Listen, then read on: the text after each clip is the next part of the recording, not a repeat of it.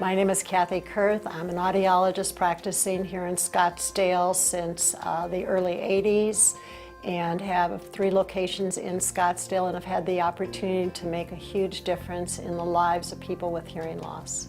Hearing loss is not an isolated problem or something to be ignored. Well, they say by age 50, 55, 50% of us will have some degree of hearing loss. So when a patient comes in, very often we will start with our wellness program that allows people to come in and have hearing evaluations, hearing screenings at no charge. Next, we want to make sure that if there's any medical or surgical intervention, that's the next step.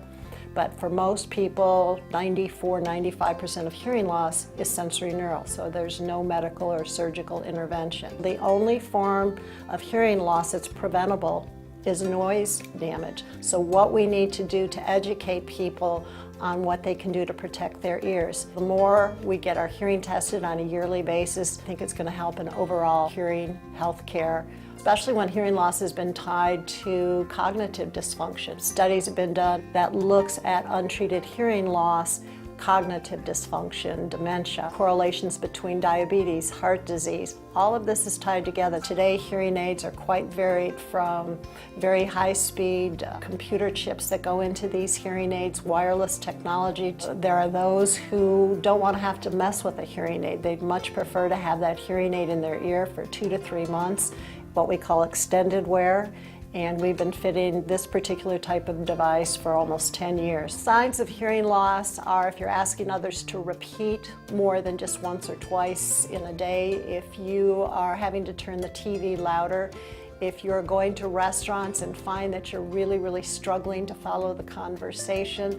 A hearing aid or a hearing instrument is not going to restore hearing to normal, but it's going to provide just a life-changing experience for people who are missing out on so much. My name is Charlie Shore-Sealthon. I realized I wasn't hearing things as clearly when those hearing aids went in, and I walked out.